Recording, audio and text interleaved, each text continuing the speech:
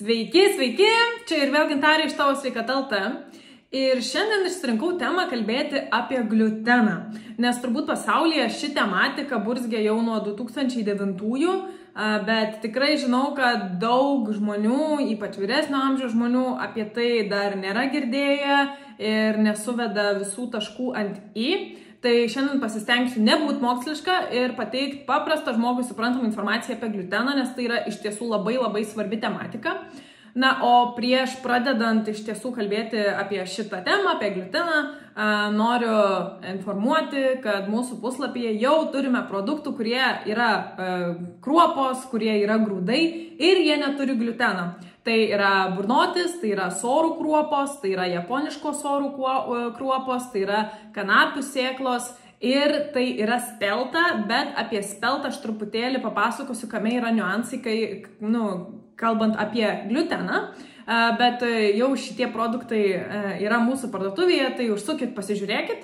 Na, o kalbant apie gliuteną, pirmiausia, noriu pradėti truputėlį apie istoriją, kad truputėlį labiau suprastume kontekstą.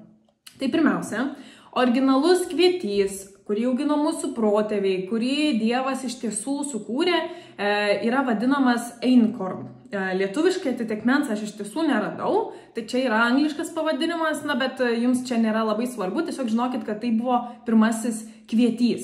Ir yra galvojama, kad jis buvo pakeistas 2000 metų prieš, bet kuo šis originalus pirmykštis grūdas, pirmykštis kvietys buvo ypatingas, tai kad jis turėjo gliuteno, jis turėjo tas baltymo struktūras, bet jis labai lengvai išsiskaidydavo ir būdavo labai trapus, dėl to mūsų organizmui nebūdavo tuo metu tokio didelio šoko, tokios didelės blogybės. Tai čia pirmasis grūdas.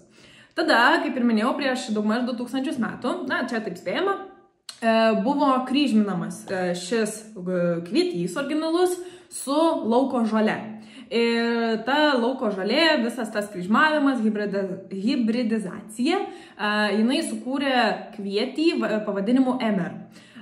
Jis jau nebebuvo toks trapus savo sudėtimi ir savybėmis, kas liečia baltymą ir gliuteną, tačiau jis vis tiek to trapumo turėjo. Tai čia antrasis grūdas. Ir tada 1950 metais daugmaž pasaulyje buvo labai intensyviai hibridizuojamas tas Emer grūdas. Dėl ko? Dėl to, kad reikėjo daugiau derliaus. Ir kodėl dabar reikėjo to daugiau derliaus? Nes buvo labai didelis klausimas, kaip išmaitinti maisto revoliucijos metu, kaip išmaitinti apskritai tokį žmonių kiekį, nes tada buvo itin sparčiai augantys žmonių kiekiai, buvo karas ir taip toliau. Tai buvo labai didelis klausimas, ką žmonės valgys ir reikėjo derlingesnio grūdo, o grūdas yra pakankamai nebrangus, tai dėl to jis ir buvo taip stipriai hibridizuojamas. Ir iš tikrųjų statistika yra tokia, skaičiukai yra tokie, kad jis iš tiesų yra kone 6 kartus derlingesnis, bet jis nėra geresnis. Ir tas negerumas iš tikrųjų ir sukelia mums didžiausias problemas. Ir tas negerumas iš tiesų yra tai, kad visa baltymo struktūra, visas gliutenas tapo itin sudėtingas. Ir tai tapo itin sudėtingas mums virškinti, mums skaidyti, mums toleruoti. Dėl to dauguma šiandien turi tą gliuteno padidėjusį jautrumą, apie jį tuoj papasakosiu. Bet šiaip dėl įdomumo informacija, tas gliuteno kiekis kvietyje, lyginant su originaliu, padidėjo nuo 4% iki 12%. Ir net jeigu tai atrodytų nedideli skaičiai, labai daug žmonių žino, o kai kurie tiesiog jaučia, kad vartodami gliuteno turinčius produktus atsiranda nesklandumai ir nepatogumai mūsų kūne. Tai dabar, ką tas hibridizavimo procesas iš tiesų sukūrė, tai kaip ir minėjau, padidėjo gliutenas, jisai tapo sudėtingiau skaidomas, netoks jautrus.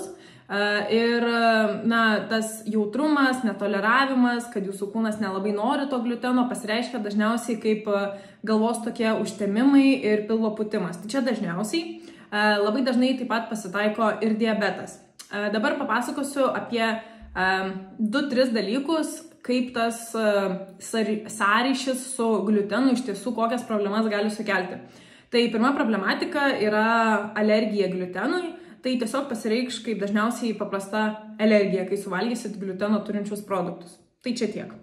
Antras dalykas yra rimtesnis ir turbūt rimčiausias iš visų trijų, tai jau yra liga, vadinama, tuoj sekundę buvau užsirašęs, toks labai įdomus pavadinimas,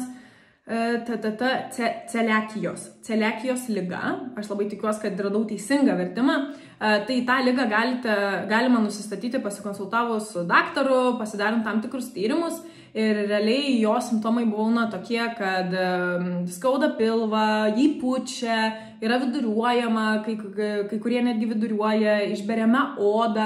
Ir apskritai, jeigu matot, kad jūsų oda nėra lygi, turit spuogelių ir taip toliau, labai dažnai atsakymas bus arba pieno produktai, arba gliutenas. Taip, tiesiog apie simptomus šios ligos. Tai jeigu taip pat turit problemų su kaulais, jeigu jums pastoviai tyrimai rodo, jog trūksta geležies, gal netgi kai kurie spėja, jog tai yra susijęs su nevaisingumu, nuovargis, depresija, tai dažniausiai yra celiakijos liga. Dabar kitas populiariausias požymis visai žmonijai, visam pasaulyje iš visų šių trijų yra iš tiesų ne celiakijos liga, ne alergija, bet tiesiog jautrumas gliutenui. Tai jis pasireiškia taip, kad galit pradėti jausti skausmus žarnyne, nuovargį, galvos skausmą, sąnarių skausmą, odos problematika irgi jau taip pat ji yra priskiriama kaip tiesiog gliuteno jautrumui. Tai, kaip ir minėjau, šis atvejis yra dažniausias. Ir šie simptomai, pripažinkime, mums labai dažnai yra tiesiog įprasta, kad pučia pilvą, kad jaučiamės nuvargę ir taip toliau, bet tai nėra normali žmogaus būsena. Tai jeigu taip jaučiatės, pradėkite eksperimentuoti su maistu ir supraskite, koks būtent tas maistas jums ir sukelia šiuos požymius. Nes, 100% garantuoju, visi klientai, kurie pakeičia mitybą į sveikesnę mitybą, pradeda atpažinti produktus, lygiai taip pat aš irgi esu ta istorijos dalis, supranti, kad tu pavalgęs tampi energingesnis, tu neturi nuovargio, tu esi ištvermingesnis, nėra pilvo pūtimo, o apie bezdėjimą iš vis retai kada be pagalvoji. Tai čia toks intarpėlis, tikiuosi nesupyksit. Tai bet kuriuo atveju, ar turite alergiją, ar celiakijos ligą, ar jautrumą gliutenui, arba tiesiog paprasčiausiai, jeigu pavalgę kažko su gliuteno turinčiu produktų jaučiatės nepatogiai savo kūne, tai tiesiog sprendimas yra tokių produktų vartoti mažiau arba jų išvis vengti. Dabar papasakosiu, kas yra tie produktai ir kas nėra tie produktai. Tai gliuteno turi tokie grūdai kaip kviečiai. Kvietys yra pats daugiausiai turintis gliuteno dalykas, darinys, produktas, bet taip pat tai yra ir kviečiai, rugiai, miežiai, kvietrugiai ir kuskusas. Netgi tikrai Lietuvoje yra, nežinau, kiek daug jį vartojate, bet jį vardinsiu. Ir yra iš tiesų keletas niuansų apie kelis produktus, tai yra apie speltą, ryžius ir avižas. Ir kas liečia gliuteną, apie juos taip pat papasakosiu, bet labai noriu pristatyti pirmiausia produktus, kurie irgi yra grūdai kruopos, bet jie gliuteno neturi. Tai yra burnotis, jo galite įsigyti pas mus irgi. Tai yra grikiai, tai yra kukurūzai, linų sėmenys, apskritai bet kokios sėklos, kanapių sėklos, saulėgrąžos ir taip toliau jie gliuteno neturi. Taip pat tai yra soros, japoniškos soros ir tiek žinių, kalbant apie kruopas ir grūdus, kurie neturi gliuteno. Dabar apie tuos 3 niuansinius produktus. Tai pirmiausia, noriu pradėti apie speltą. Jeigu nesat girdėję, tai pasidomėkit, tikrai liuksiškas dalykas, galite įsigyti ir pas mus. Tai spelta, jinai ypatinga yra tuo, kad atsimenat, minėjau apie 3 grūdo evoliucijos tipažus. Tai spelta, kruopa ar grūdas, jis iš tikrųjų atėjo iš ne trečiosios, tos pačios blogiausios, kurio turime šiandien grūdo, bet iš antrosios, iš EMA vadinamos kruopos. Ir būtent dėl to spelta turi gliuteno, bet dažniausiai netgi žmonės, kurie netoleruoja gliuteno, yra jam labai jautrus, labai dažnai gali valgyti speltą kruopas, speltą miltus, o jie yra pakankamai patogus ir įprasti naudoti. Ir net jeigu turi gliuteno, jis yra lengviau skaidomas, lengviau virškinamas negu tas mūsų jau dabartinis įprastasis šių dienų kvietys. Ir labai didelis patarimas yra, jeigu jaučiat, kad nelabai norit to gliuteno vartoti, turit padidėjusių jautrumą ir jeigu norit pabandyti pavartoti speltą tipo produktus, grūdus, kruopas, miltus, tai labai gerai veikia iš tikrųjų, jeigu darote tešlą, pavyzdžiui, duonos tešlą, riestainių tešlą ir taip toliau, ir jeigu palaikote ją bent 10-12 valandų, na, kuo ilgiau, tuo geriau, nes tada visi tie gliutenai, visi tie baltymai, jie pasiskaido jau tešlai besiformuojant. Tai tiek žinių apie speltą. Tai jinai kaip ir turi gliuteno, bet kaip ir yra labiau toleruotina. Dabar antras dalykas yra apie avižas. Ir čia yra didelis klausimas, nes vieni sako, ne, avižos yra gliuteną turintis produktas, kiti sako, kad ne, jisai gliuteno neturi. Tai kaip yra iš tiesų, aš jums pasakyti negaliu, bet pasakyti galite jūs. Ką siūlyčiau daryti, jeigu norit kovoti ir mažiau vartoti gliuteno ir norit vartoti avižas, tai turbūt brangesnės bus geresnės, bet skaitykit. Skaitykit pakuotę, kas joje parašyta, kas sudėtyje parašyta, kokie yra žymėjimai. Ir jeigu yra parašyta, kad tai yra be gliuteno arba glitimo, kaip tai dar vadina, tai tos avižos tada bus tinkamos. Ir trečias tipas yra ryžiai. Tai ryžiai kaip iš savo prigimties, kaip originalus produktas, jie gliutenų iš tiesų neturi, bet yra didelis niuansas su ryžių apdirbimo procesu, nes to proceso metu vyksta visokie dalykai ir to gliuteno labai dažnai papuola. Dėl to ryžis, jeigu norit 100% atsisakyti gliuteno, nereiktų vartoti ryžių, bet jeigu norit tiesiog pamažinti, būti sveikesni, tai siūlyčiau rinktis tuomet ryžius, kurie yra rudi. Pilno grūdo kartais ryžiai vadinami, bet tikrai esu mačius net ir didžiosiuose parduotuvėse. Tai toks niuansas yra apie ryžius. Dabar kiti niuansai apie gliuteno neturinčius produktus, nes tikrai didėja pakuočių, kurios žymi, kad čia be gliuteno ar be glitimo. Tai iš tiesų, jeigu produktas natūraliai turėtų turėti gliuteno, pavyzdžiui, tai yra, tarkim, kviečių miltai, ar ne? Tarkim. Tai natūraliai mes žinom, kad kvietys turi turėti gliuteno, bet jeigu jūs matot kviečių miltus be gliuteno, tai taip, kas liečia gluteno, jis neturės gliuteno. Bet labai dažnai tie produktai yra perdirbami taip, kad jie turės daugiau cukraus ir žymiai mažiau skaidulų. O tai nėra gerai. Mes skaidulų norim daug, o cukraus norim mažai. Tai labai atsargiai vartokit produktus, kurie yra pavadinti kaip be gliuteno, pasižiūrėkit į sudėtį, pasižiūrėkit į maistinę lentelę ir nuspręskit, ar iš tiesų tai yra jau toks geras sprendimas. Na, o šiandien iš tiesų labai matau daug, nes jeigu nevartojat gliuteno, dažnai kyla klausimas, tai jau ką man valgyti? Aš mėgstu ir makaronus, ir visokias košes, ir visokius kepinius ir taip toliau. Tai košių, kaip ir minėjau jau prieš tai, tikrai galite rasti, iš ko pasidaryti mūsų parduotuvėje, kurie yra be gliuteno. O ir šiaip košės galite darytis ir iš visokių jogurtų, ir iš burnočio sėklų, ir iš čia sėklų ir taip toliau. Bet kas liečia, pavyzdžiui, makaronus, tikrai pradedu matyti žymiai daugiau parduotuvėse tokių produktų, kurie yra kaip makaronai, bet ne iš miltų. Dažnai tai būna makaronai iš pupelių, iš avinžirnių, iš lęšių, iš sojos pupelių. Tai, pabandykit, įsigyti, pasižiūrėkit, kaip gaunasi. Aš juos kartais paperku, man jie visai kartais nieko, kaip alternatyva, jeigu labai norit makaronų.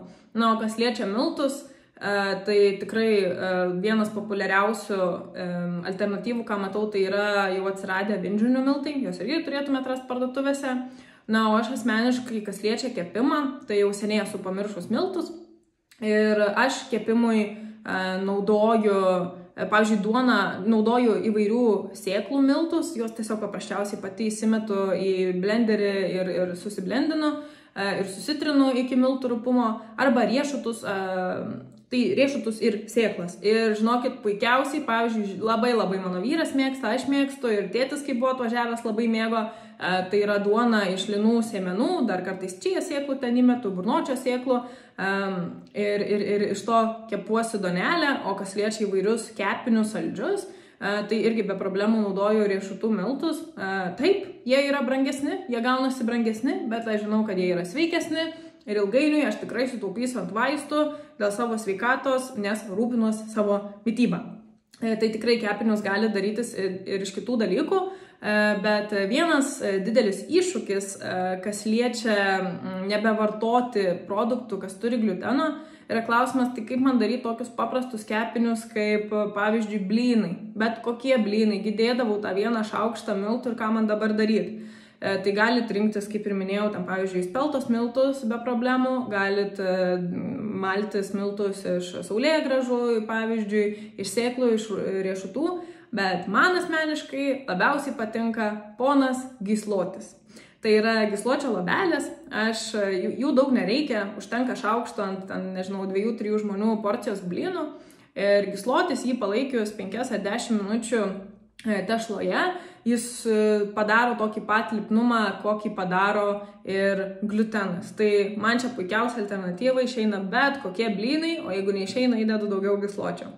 Tai tiek žinių šiandien, apsilankykit parduotuvėje, įsigykit produktų be gliuteno, o jeigu esate dar truputėlį sarkastiški, apie ką aš čia šneku ir ar čia jums iš tikrųjų tai vyksta su tuo gliuteno jautrumu ar ne, tai tiesiog pabandykit vieną dieną valgyti švariai ir kitą dieną pabandykit irgi valgyti švariai, tai ten salotas, mėsą ir taip toliau. Ir suvalgykit, pavyzdžiui, makaronų. Ir pasižiūrėkit, kaip jūsų kūnas reaguoja. Ar jūs esate apsunkę, ar neapsunkę, kiek energijos jūs turit, ar neprasideda po 5 minučių, po valandos, po 2 valandų visokie pilvo pūtimai ir taip toliau, nes tai neturėtų būti jūsų dažna dienos dalis. Tai pasitikrinkit, nes iš tiesų, ko ne kiekvienas mes esame jautrus gliutenui, vieni mažiau, kiti daugiau, tai pasitikrinkit ir tikrai nėra taip sunku atsisakyti gliuteno, yra pilna įvairiausių alternatyvų ir rūpinkitės savo sveikata. Ačiū labai.